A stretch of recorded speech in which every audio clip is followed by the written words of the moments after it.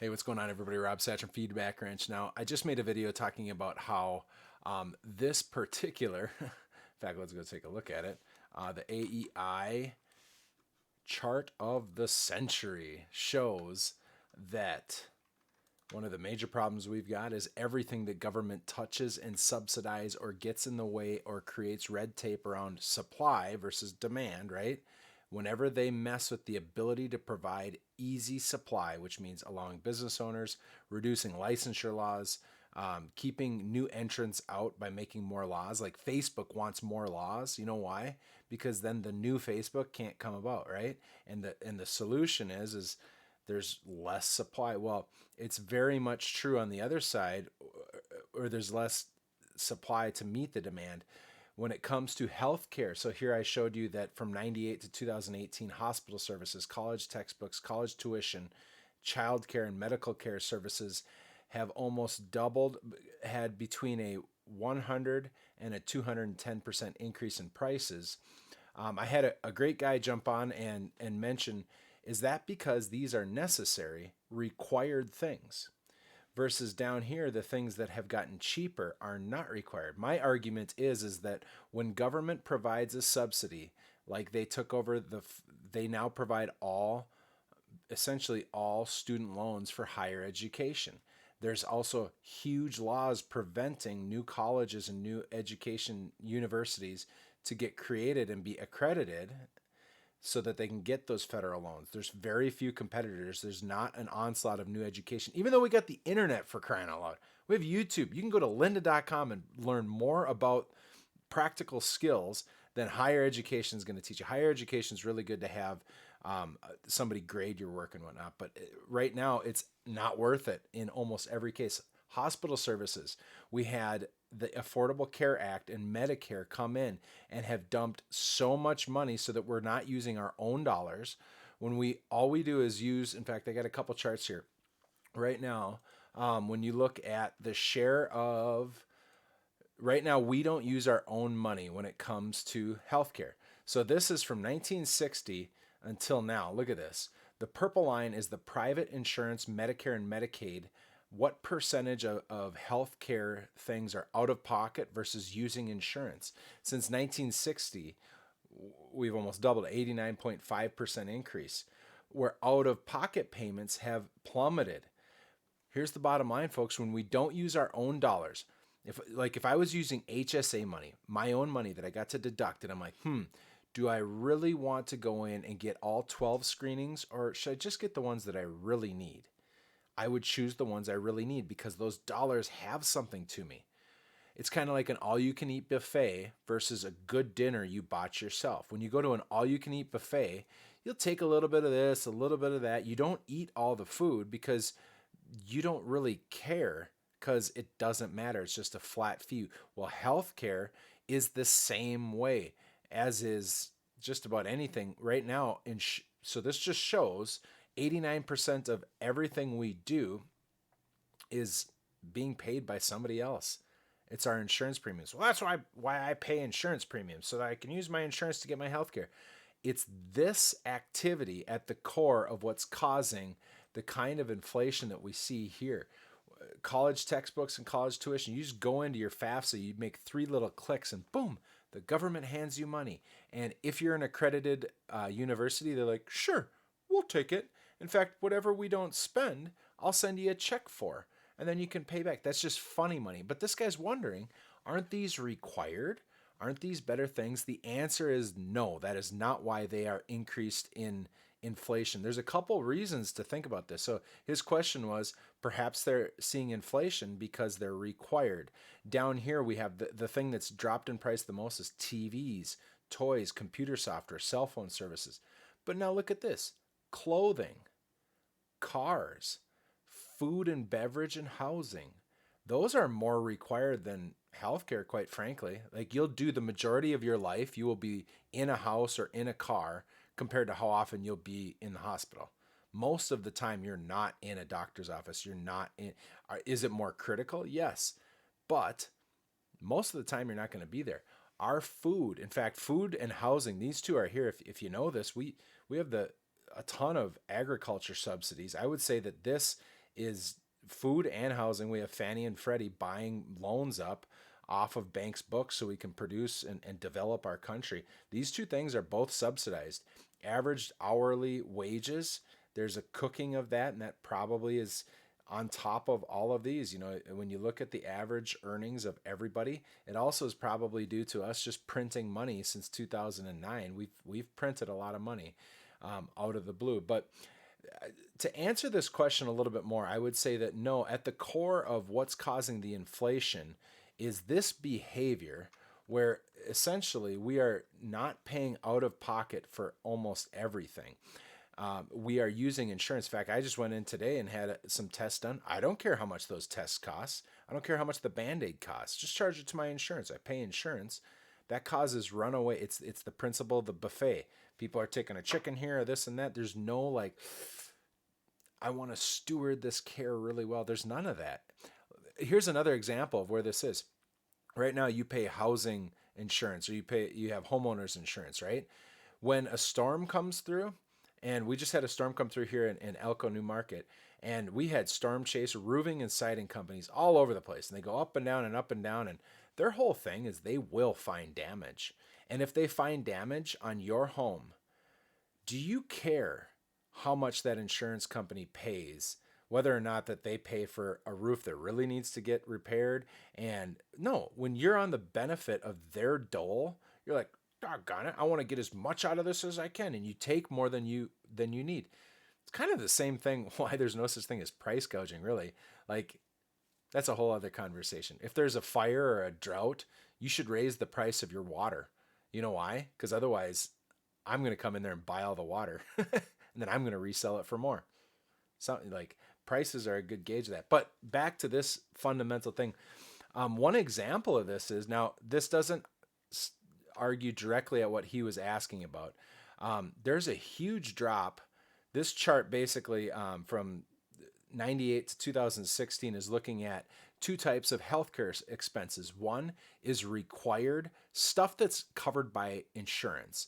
And then on the other side, you have stuff that would be not covered by insurance, right? So Botox, laser hair removal, chemical peels, lipoplasty, laser skin, breast augmentations. So down here, he talks about, here's the bottom line. We had, from 98 to 2016, medical care services had a doubling in price, a 100.5% increase. Hospital and related services, 177% increase. But in the same period, all of these things where people use their own money only had a 47.2% increase in price, which is really not that far off of a normal inflation within our economy. In fact, a lot of these, because of technology, laser hair removal, chemical peels, and Botox. The point is when government hampers the ability to supply, it makes it hard to become the business. Like, there's not new Wall Street companies coming or new investment companies. There's not new colleges. Where's the new colleges? Shouldn't there be a ton of new colleges that are accredited? No, they're not.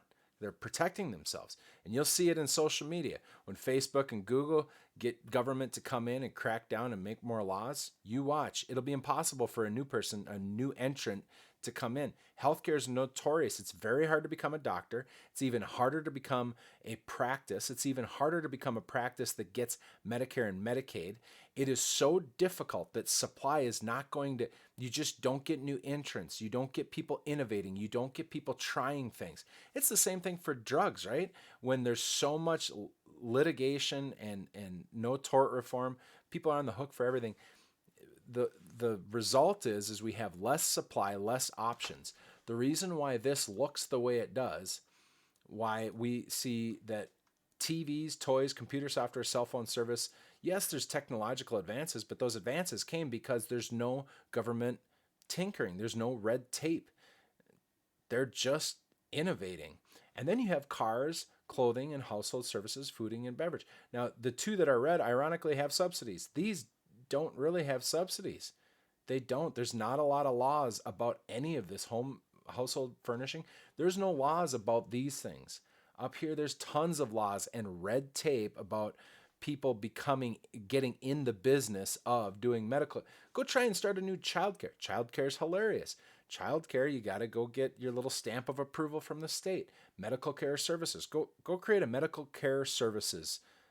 You, it's ironically, in order to do medical care, you have to jump through the college textbook and college tuition loophole. These two are intertwined, by the way. We expect doctors to go through and get hundreds of thousands of dollars in debt in order to come here. Now we're going to conscript them and take their labor. That's even worse. But I want to show there's just two more really important things here. First of all, we'll talk about this another day, but when government spends on things, it doesn't solve problems. It creates big bureaucracies that spend money and get employees hired, is essentially what happens. Here, 1964, we've got the war on poverty begins. This is the overall poverty rate, which that's kind of an interesting thing. From 1947, from 47 till 2012, this is even an old one. Look at that. War on Poverty Begins, which is where we started really helping folks. And you think, boy, people must be out of poverty. And that is not the case. Essentially, the birth rates have skyrocketed. And what we've done is we've created bad incentives. One of the things we did to help families was back in 1960, we said that single mothers can get more help because that seems like the right thing to do. But I know personally a number of women who are not married on purpose because they get a whole bunch of help if they're not married and they have children. So they're unmarried on purpose because they got free college tuition, they get huge tax benefits, tax credits. This is true. And we have incentivized, we create a bad incentive. And I would say that the state should be held accountable in a way for creating a system that rewards people with single families. Now, you could say that there's been a morality change in here between 1960 and 2012, where we almost triple the amount of people with kids being born as single parents. But really what it is we tinkered with it. Now, here's the next thing. You have families in poverty. So here you've got married couples in poverty in the blue, and then in the red, you have single family poverties in the red.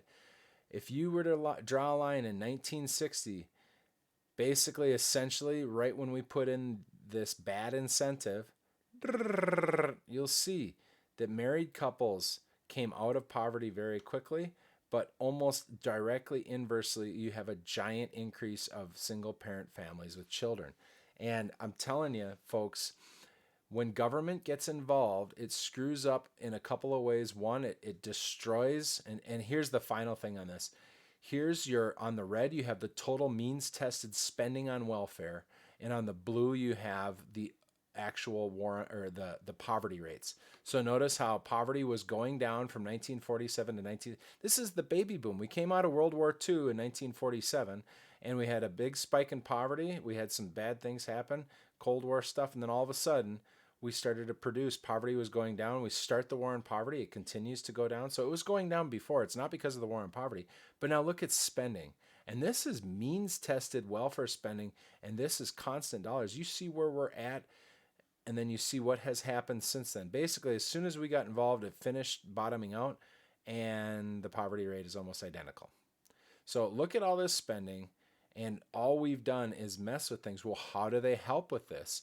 Ironically, that spending is in childcare, medical care services, college. Like, part of what happens when you're poor, you get help going to college, and then housing and food subsidies, right? And agriculture, I guess you could almost say, is kind of in there. Here's just the last graph I want to show you. In 2018, where did all the money go? Okay, all this is to show that the government tinkering in this stuff is breaking the simple supply and demand. In fact, here from 1930 to 2010, here's the medical care price index, how much medical costs have gone up as opposed to the consumer price index. Notice in these 1960s, all of a sudden what we did is a number of things. We went away from monetary policy changed. We started a whole bunch of government programs. We print way more money. But look at how that has outpaced compared to the consumer price index. It has gotten even worse as of recent. So if this were to be extrapolated to 2019, it has gotten worse. The bottom line is supply is getting hurt. It's hard to get in. We're using government money. Medicare and Medicaid are absolutely causing people not to care how much anything costs. Our big the consolidation in the insurance market is hurting it as well. But take a look at what we're spending right now. I just talked about the deficits that are coming, but when it comes to the entire federal budget, right? And I can't remember how freaking big it is. It's so big it's not even funny, but here's what we spend on. 28% goes to Medicare, Medicaid, and other healthcare, right? Well, you could say that we pay that through our Medicare taxes. A 2.8% tax on your income today pays for this, right? Then you have Social Security, 24%. A lot of people will say, well, I paid in and I get out. The whole system's broken. There's no money sitting there. It's a cash flow thing. So right now, 52% of our entire spending are tied to these two major entitlements. And if you notice, 28% of it is tied to an industry experiencing ridiculous runaway inflation. That's almost criminal. Then you have income security, national defense, net interest, and all other. You start looking at what's going to be happening in net interest. This website's called the Federal Budget and Pictures. You should come here. You might hate Heritage. You might not like these guys. But I tell you what, here's the debt in America for every American from 70 to 2040 right now. Here we are. Share of debt for a child born in 2019 is $50K. Just the increase in debt interest and a couple other expenditures just skyrockets it. We need to take control of our spending. And the only way we do that is we quit spending money we don't have in order to get votes, politicians. Good luck, guys. Sorry to rant about this. Maybe you like this, maybe you don't. Let me know in the comments where you think I'm wrong. But I don't think this inflation is because these are required. Because cars, housing, and food and clothing are just as required, if not more, than your hospital services, your college textbooks. Good luck.